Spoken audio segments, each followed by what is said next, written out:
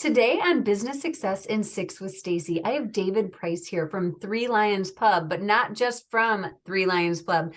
David, would you mind if we talk about your businesses today? Absolutely, Stacey. Not a problem. All right. Hey, it sounds like you're not from around here, and I'm kind of curious where you're from and your history, not just about Three Lions Pub, but before. Do you mind if we talk about that too? David, you want to go into it? No, I'm more than happy to. So I come originally from a little village, a tiny little village in the northwest of England called Worley. It's right between Liverpool and Manchester. It was a small village where I lived growing up, and there was a big town near us called Clitheroe, which is where I went to school. And actually, my business partner, he was from Clitheroe. And also my other business partner now within the pub and our GM, Director of Operations, Luca Musca, he came from Clitheroe too. And yeah, so we ended up, I used to play against Chris, my partner, he went to a school called Clitheroe Grammar School, which was up the road from my school, Ribblesdale. And he was kind of the main sports athlete up at their school, and I wasn't mine. And so somehow we were always playing against each other in volleyball, basketball, badminton, football. We had a little bit of a rivalry.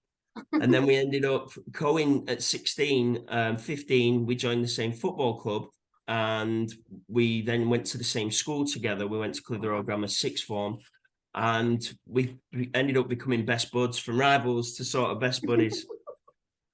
And then we ended up at that point in time, we'd gone to grammar sixth form, and I'd started looking, I wanted to go to university, but I wanted to travel. I wanted to see some of the world. But where I grew up, my family weren't too wealthy. So to go to college would have been expensive if I was looking outside of the country. Mm-hmm. Then I heard about this wonderful thing in America called scholarships. So I started applying for football scholarships and spoke to my friends. There were 4 other friends who were interested. And it turned out that Cardinal Stritch had a former student, Mark Chadwick, who went to Stritch. And I applied to Cardinal Stritch among some other universities, started getting taken on offers from some other unis. And then Mark came over from Milwaukee to see us play, and offered 5 of us scholarships. And at the time, the US goalkeeper, Brad Friedel, he was playing at Blackburn Rovers, which was my local team, who I supported. And so I went and had a meeting with him to understand the collegiate system, the difference between the NIAA and the NCAA, and why that was. And then he asked me what I would be looking for. And I'd said, I want to be in a city, a good-sized city, but not in one of the big ones where I'm just always seen as a tourist. And I wanted to be on water. And he said, well, you've been near Chicago and Milwaukee, and it's a great city, and you're out on Lake Michigan. And we kind of decided that would probably be the better fit for us. So when we were 18, we got on a plane, said bye to our parents, and went to Cardinal Stritch. That is an awesome story. And you played football, which is soccer here in the United States. Yes, soccer. That's so great. Before we even get into Three Lions a little bit more, what I love that you said is that you were playing against somebody that was kind of your frenemy or your enemy. And instead of like having a lifelong problem with this person, you looked at him and said, what can I learn from this person? How can I grow with this person? And how can we be better together? And that's something like right there, whether it's soccer or football or business, if we change our mindset and say, ooh, like I can work with this person and grow. Completely. You did exactly that. That's so cool. Completely. And there's a lot of and as time's gone on, at the time, athletically, there were a lot of things, a lot of talents that he had that I wanted to emulate. And I feel as though he probably thought the same. And as time's gone on, we've kind of realized that Chris and I we have quite a yin and yang relationship. Our core values and our beliefs are the same. If you imagine the circles represent our ethics, our beliefs, we're the same in terms of the circle. How we get there, our strengths and weaknesses complement each other. I'm more kind of optimistic, and I'm more willing to take a risk, whereas Chris He's more willing. He's a little more pessimistic. He's a little more the one that's going to analyze that risk a little bit more deeper than myself. And he'll play devil's advocate quite a lot with me. And I think that yin and yang that we have with each other has really been our strength as partners. Absolutely. Finding that balance in, you know, you've got to have one person that has the energy, but you need somebody to say, whoa, hold on just a little bit, right? So that's great. So let's dive into Three Lions Pub. I know you have some other businesses as well that I'd love for you to share with us. But when people ask you what your businesses do or what Three Lions Pub does, how do you describe your business? Well, to be honest, Chris and I, we got asked that a lot when we first opened. And what we'd essentially wanted to do was set up a British pub that essentially served high quality food, offered an extensive range of beers, in a warm, cozy atmosphere. And also we celebrated local sports, we celebrated the local community and our own favourite sport, which was football and the Premier League. What I wanted us to do to set us out at the time, there wasn't a big, when we first got to America, to Milwaukee, I mean, most pubs have maybe 3-4 taps. Whereas when you leave in Britain, you tend to have an extensive range from the local craft beer that are on pumps to the national beers to the international beers. So you always had a good range of beer. And that now you've seen a big change in America with the craft movement. But when we first set out, we probably had more taps than most bars in the city when we opened up with about 14. Now we're in the 20s. Wow. And so I think having that range of taps was big. I also wanted to do something that I'd not seen before in the US, which was called a gastropub. And a gastropub was a term coined by a guy in London in the early 2000s, and it was dead simple. What instead of just buying and frying stuff, what it was you had good quality homemade ingredients, and you produced everything in house, but you served it at bar prices, not at restaurant prices. And that was what a gastropub is. However, at the time when we were opening, Rumpus Room, which is owned by Bardelardas downtown, they were just opening up. And my fear, if we were going to call ourselves put Three Lions Pub a gastropub, I was nervous because the concept within most people's minds, from a business standpoint, the community, nobody knew Chris Tinker and David Price. They knew the Rumpus Room and they knew Bardelardas. So I was worried that if you went to Bardelardas, where you're paying probably an extra $10 an entree, that would define a gastropub within Milwaukee. So we didn't actually say that we were a gastropub. We just lived those core values of what a gastropub is. And that was on the food side of things. The beer was the range. And then the other key element was British hospitality. And kind of defining that was tough. So we had to actually put it down. What makes a good British pub? What do we feel makes, when we got to Milwaukee, I felt as though pubs tended to be places where you just went and you got your Schlitz, you got your Blatz, you got your Miller, and you were going there just to drink. And it was more so for people, for adults, to just go and drink essentially and watch the game. Whereas back home, what made a British pub was a sense of community. Families grow up in pubs there. You've got, and it's not just this type of demographic mixed together and that type of demographic mixed together. It really is a kind of a crossroads of this community. You've got the rich with the poor. You've got the different races, different genders, different everything in there. And what it boiled down to essentially was, what makes a good British pub is it feels like an extension to your living room. It is a community living room. And then the other things come naturally, we put in a relaxed environment, good draft beers, value for money, British favourites on menus, specials boards, family friendliness and good service. But I felt more than anything, the best way to boil down what makes a good British pub was it's an extension to your living room, and it is a community living room. And that's what we wanted to create. That is so cool, because we all need that kind of support, and you can't just necessarily go somewhere and expect to get that. But when you know that Three Lions Pub has that community feel, you're going to be able to go in there. You're going to be able to bring your kids in there and know that it's a safe place where you can bring them and still enjoy right during the day or later in the day. Absolutely. And then, yeah, that is absolutely incredible. I love that you say that community living room. I think people, particularly people who are busy with work, it's always good to have that downtime where you're going into a pub and you've got a set period of time where, you know, okay, for 2 hours, I'm going to meet my friends, I'm going to have a drink, I'm going to take my mind off everything and do trivia. And that was kind of something that we brought over from pub quizzes, were very common in the local communities back in England. And so much so, one of our friends actually went on. He was working with us at the Brit Inn. Chris and I bartended there, and we'd started doing quiz nights before we opened up Three Lions when we were bartending through college at the Brit Inn.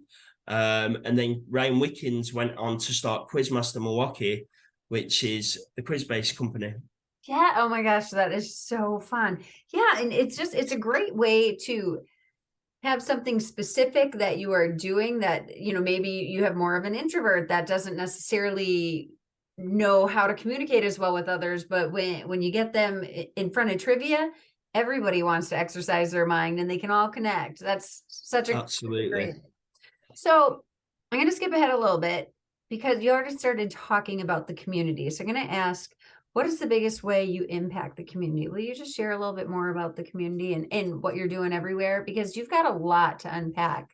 Yeah. So within the community, I feel as though when we say we want to be a community living room, that's important to us. The community supports you, and I think it's important that you support the community and also advance the community.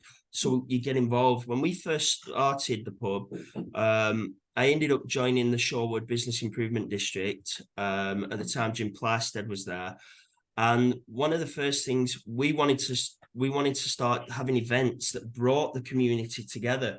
And I was amazed because one of the big things that they talk about in Shorewood is it's such a walking community. Everything's on your doorstep and everybody walks everywhere, but they never had any events. So we had the bike races, but at the bike races, people just lined the streets, came, watched the bike race, then went home. There was kind of no celebration, no central point.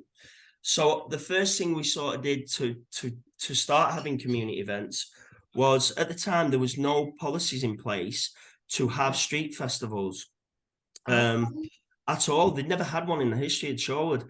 So we ended up with Jim Plastead, myself, Chris Schwartz, the old village manager at the time. We worked with Erica Lang, who was working for the village at the time, and managed to put the policies in place so that at the end of the bike race on our first year, it might have been the second year, we could throw a street party. So after the bike race, the roads were closed down and everybody could come down and celebrate. The way we did that was we wrote to all the businesses in the area, and we kind of coined that corner Kensington Square because it sort of fit with the Three Lions. But it was a great square with a number of other restaurants in the area. At the time, it was North Star Bistro across the street, and we put on this big event just to show we could do it. Where Three Lions, we paid for the sponsorships, we paid for the licensing fees. I wrote to the other business owners and I said, we will pay for everything. We will push all the paperwork through, but we want you guys to all win. The more involved, the merrier. And what I always believe for an area like Shorewood, and I think proof was in the pudding, Amelia, was what's good for the goose is good for the gander. And I feel it was important to share those successes with everybody in the area because we couldn't cater to that many people turning up, and then there'd be a disappointment, and it wouldn't represent the area very well. So you don't want to be greedy and say we want to take everything. I think it was important that we invited all the other businesses, come out, show everybody what you've got. There's going to be people coming in from out of town for these events, and introduce them to your business. Sure enough, we opened up and we started doing these events where, as I said, it was the bike race at first. Then we went into the Champions League final, and then the Paddy's Day. We did the Paddy's Day events, then the World Cup events where we had 15,000 people on the street watching these jumbotrons, and I Cool. think that we run ESPN, and I think that what Shorewood as a community showed was we are here, we want something, and we will support anything that goes on within the area. So much so, we're all coming out and lining the streets. And so I think that really, really went well, to the point that more and more businesses started to look. And now I believe there's over 14 bars and restaurants in that area as a result. But I think the backbone for that was we were just kind of that catalyst to try and change some of the legislation and really drive some of these events. But the real people that made that happen was the community that came out to support and show people that this is what we want. We will support this. We will be here for this. We will back it. So I think that in terms of the impact on the community, the events was a huge one. I believe, going back to the original plan with the community living room, what I like to hope and think is Shorewood has now had the ability with the Three Lions pub to meet other people from the area, to meet the neighbours. I know some people across the street from the pub who were next door neighbours who barely ever spoke to each other, and now they're best friends. They text each other, "What you up to? Do you want to pop to the pub?" It opened up those doors for people meeting everybody in the area.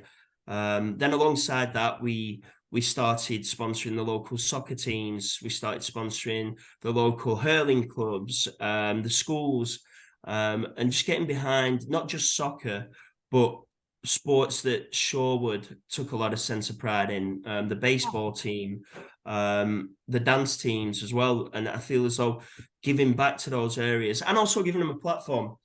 We were more than happy to, the dancers come in for Paddy's Day, the baseball team come in after their games, and we try and promote their games and their events through our website. So it's kind of bringing everybody together into the pub, and then accessing the social media to share the people that support us, to share their information and what they're doing and what we're sponsoring online to help those clubs and help those kind of different activities grow.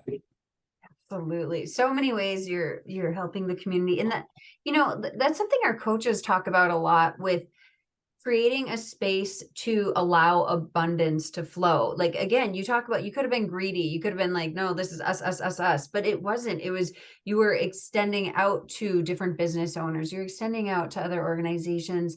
And that's when true growth and abundance happen. So that is absolutely incredible. Thank you so much for sharing all that.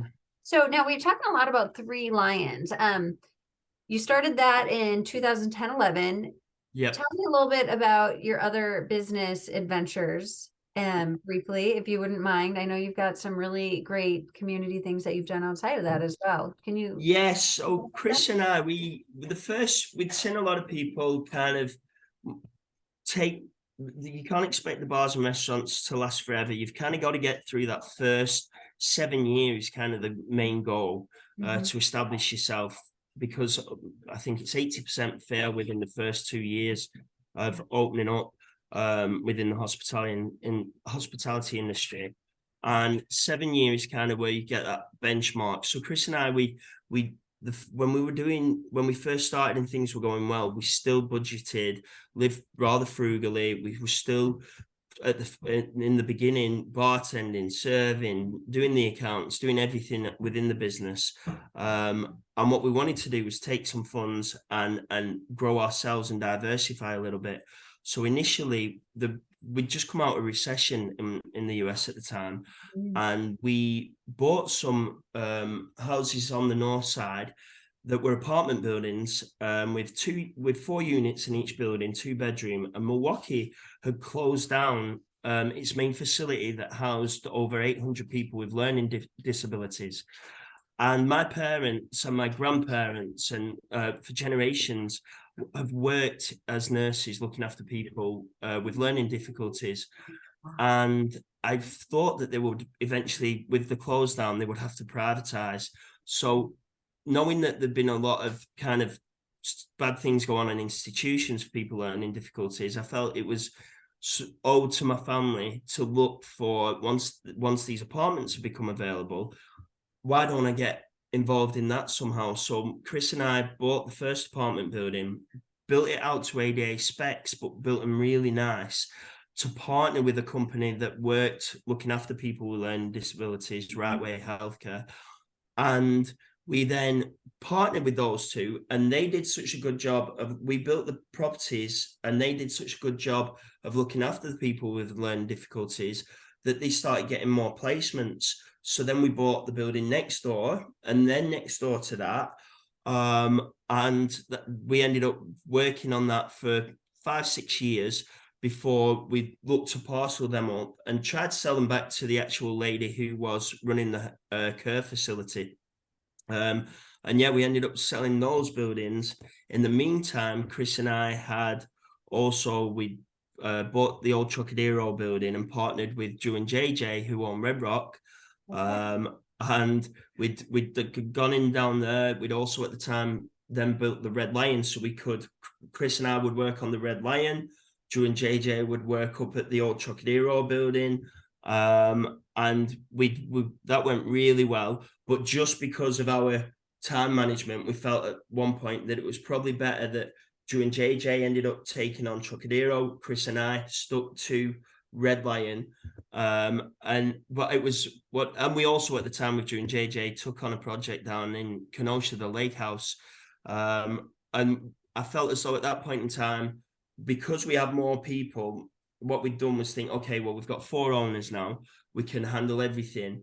But I felt it got a little too convoluted in who's doing what, and everyone's trying to do a little piece of something. So we came together as a team and said, I tell you what, why don't Chris and I roll Red Lion into the Three Lions domain? You guys take Trocadero and roll that into your Red Rock facility. And so we went down there.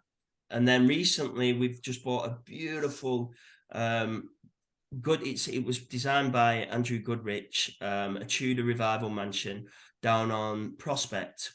And we've been doing short-term rentals in the Airbnb world for that.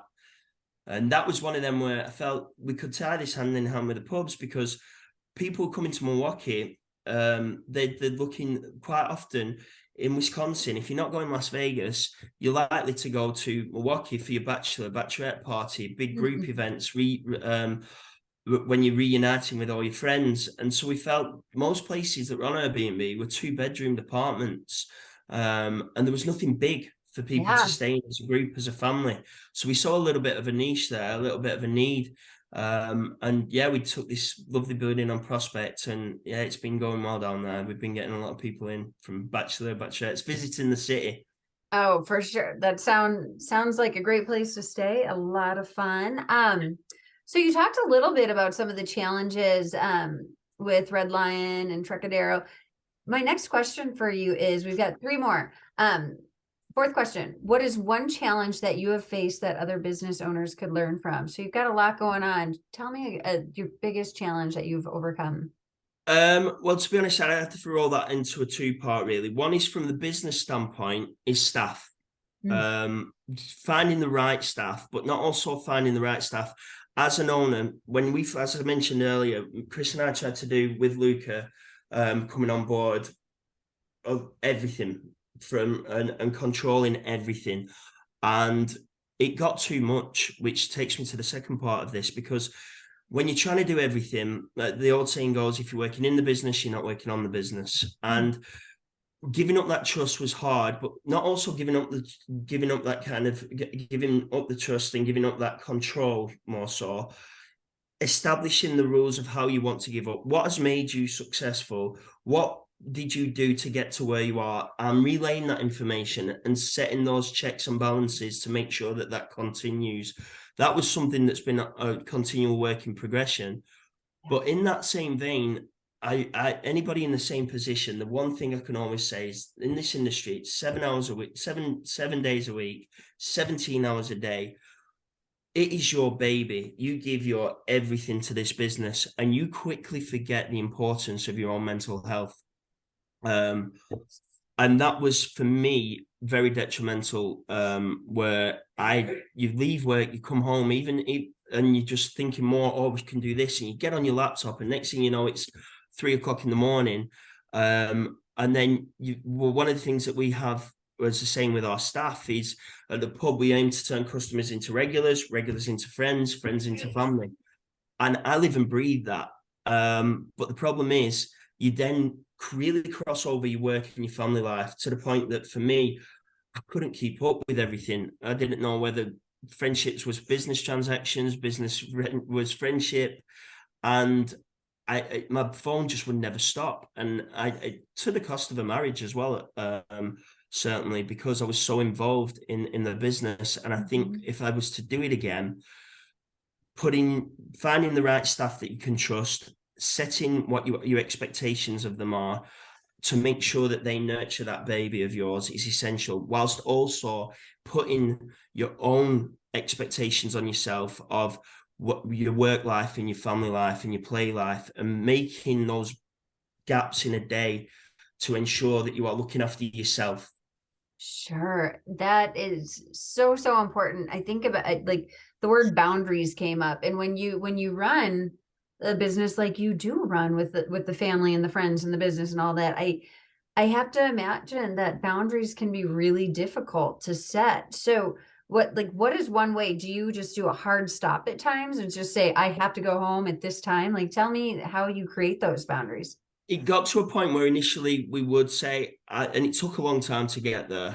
I think it actually took going through quite some mental battles, because the success was great. And you Yeah. felt as though that if I don't go and do this, for example, with those boundaries, it was, I would respond when I've got friends turning up, which was every day. Hey, I'm at the pub. It's my birthday. It's this, it's that, it's this. You always felt obligated to go. And then what it took me changing my mind was, would I really care that much if a friend of mine who owned the place, or and was and I messaged him to say, hey, I'm at your place, come on in, and he said, oh, I can't. Would it ruin my day? No. Would I feel he's a bad friend? No. But when I was first there, I would always go, and I really just didn't make time for myself. And it then it felt guilty. I felt guilty all the time. And same with the staff, when things were going up where you had staff who could handle it, but you just wanted to be there to rush in and sort it as well. I came to a point where I had to say, no, it's okay. Yeah. I'm not going. And then also with Facebook, WhatsApp, WeChat, Snapchat, just defining, if you want to contact me for business, this is the way to contact me.